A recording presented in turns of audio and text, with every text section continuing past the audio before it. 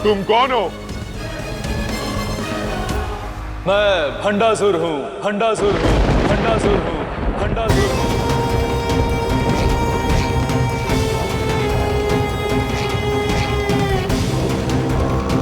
कौन भंडासुर? हमने तो कभी ऐसे किसी भंडासुर के बारे में नहीं सुना। जब महादेव ने कामदेव को अपना तीसरा नेत्र खोलकर भस्म किया था, तब से उस भस्म का एक भाग बनकर मैं वर्षों तक यहाँ पड़ा रहा। आप तीनों ने मुझे नदी में प्रवाहित करके स्वतंत्र कर दिया मुझे।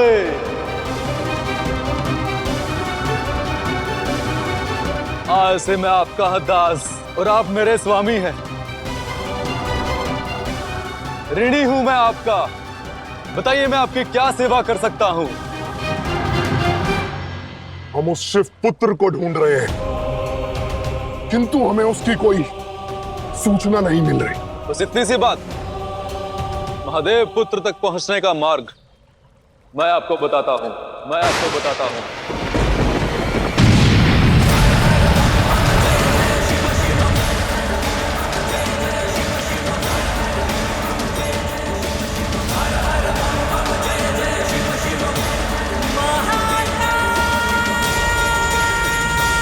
हाँ महादेव। देवी, हमारी परीक्षा का अध्याय आरंभ होने को है। एक ऐसी परीक्षा जो अंतर मन तक को कचोट देगी, जो अंतर मन तक को कचोट देगी, जो अंतर मन तक को कचोट देगी। एक ऐसी परीक्षा जिसके लिए शिव शक्ति को भी सज्ज होना होगा और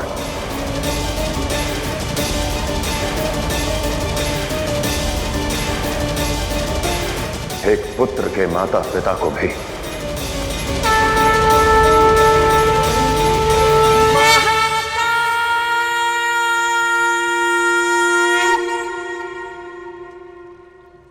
भंडासुर, महादेव पुत्र तक पहुंचने का मार्ग बताओ। और ये सूचना तुम्हें कैसे ज्ञात है? असुर राजकुमार तारकाक्ष, जब अग्निदेव ने शिव पार्वती के तेज को सप्त ऋषियों में से एक ऋषि अंगिरस की पत्नी सुरूपा को सौंपा था, तब मैं यही नदी किनारे भस्म रूप में था और ये सब घटित होते हुए मैं देख रहा था। तो हम उस सुरूपा तक कैसे पहुंचे? और वो अन्य स्त्रियां कौन है जो शिव पुत्र का लालन पालन कर रही हैं? उनका परिचय आपको सप्तऋषियों के आश्रम में मिलेगा। तो प्रतीक्षा किस बात की? ले चलो हमें उन सप्तऋषियों के पास। हम उन्हें इतना प्रताड़ित करेंगे कि उनकी चीखें सुनकर वो 7 स्त्रियां स्वयं ही उस शिव पुत्र को हमें सौंप देगी। उन सप्तऋषियों को साधारण समझने की भूल मत करना असुर राजकुमार। वो सभी सप्तऋषि महातपस्वी हैं। उन्होंने अपने तप से असीम शक्ति और सिद्धि अर्जित की है।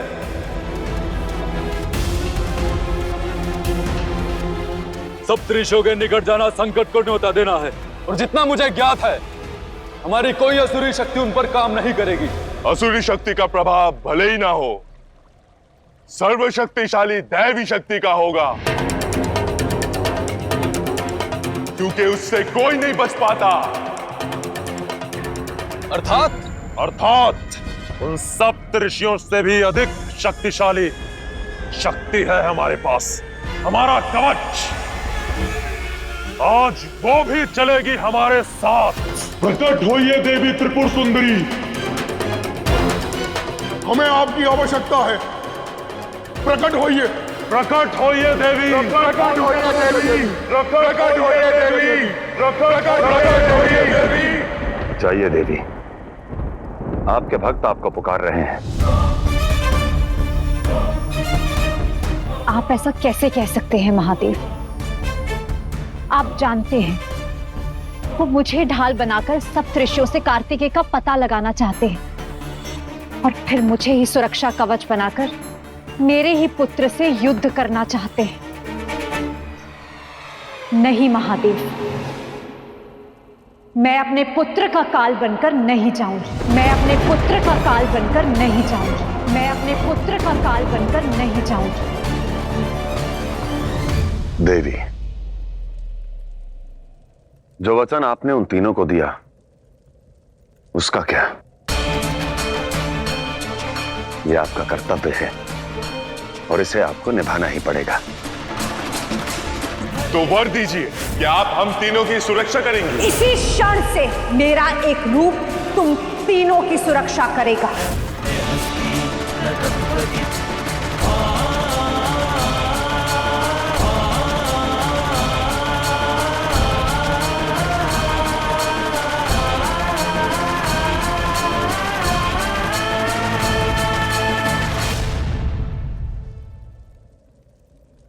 ठीक है,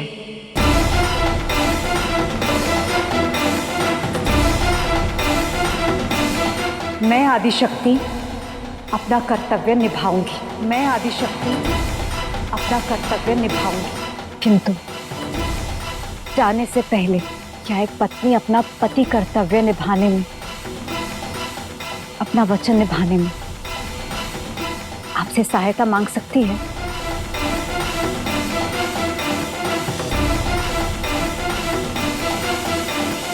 अवश्य।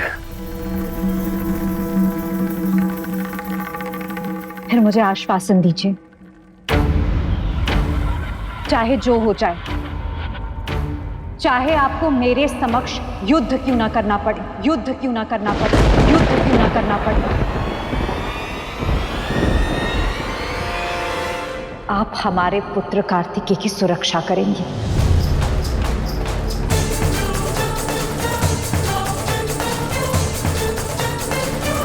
कुछ नहीं होने देंगे उसे। दीजिए आश्वासन। चली जाऊंगी मैं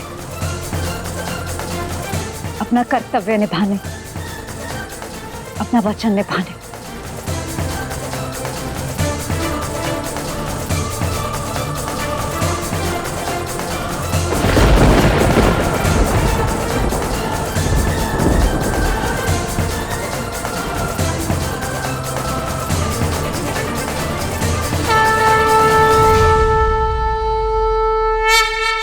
एक मां द्वारा अपने पुत्र को दिए इन खिलौनों में लिपटी उसकी ममता की सौगंध खाकर कहता हूं,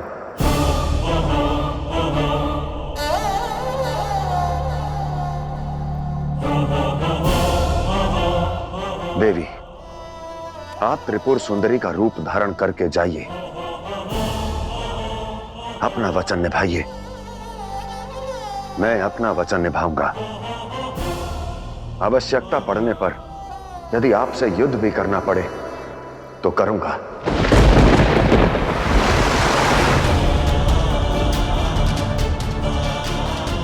परंतु कार्तिकेय की रक्षा हर हाल में करूंगा। परंतु कार्तिकेय की रक्षा हर हाल में करूंगा। उसे कुछ नहीं होने दूंगा। ये शिव का आश्वासन भी है और वचन भी।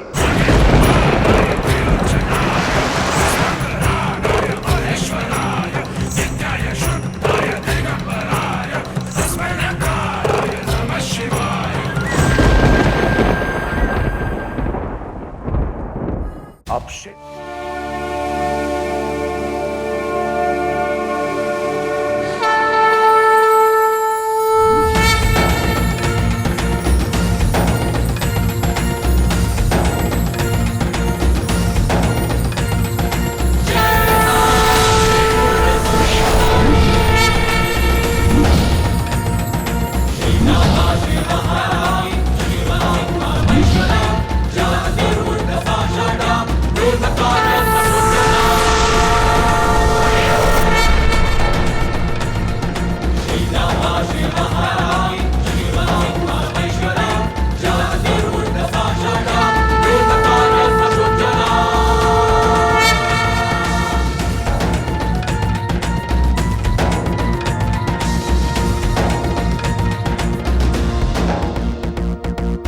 महादेव, आपके वचन पर विश्वास करके जा रही हूं।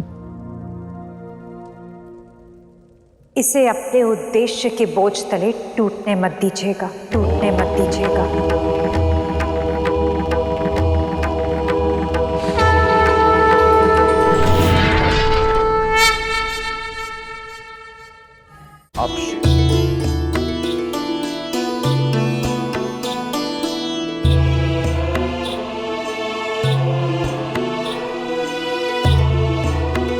क्या हुआ देवी? जिस पुत्र से मैं अपने प्राणों से भी अधिक प्रेम करती हूं, आज उसी का जीवन हरने वालों की सुरक्षा के लिए मेरा ही एक अंश गया है। मैं विचलित हूं महादेव, अस्थिर हूं, और अस्थिरता के आकाश में मेरी स्थिरता केवल आप है महादेव। और शिव की स्थिरता उसकी शक्ति में है, उसकी शक्ति में है।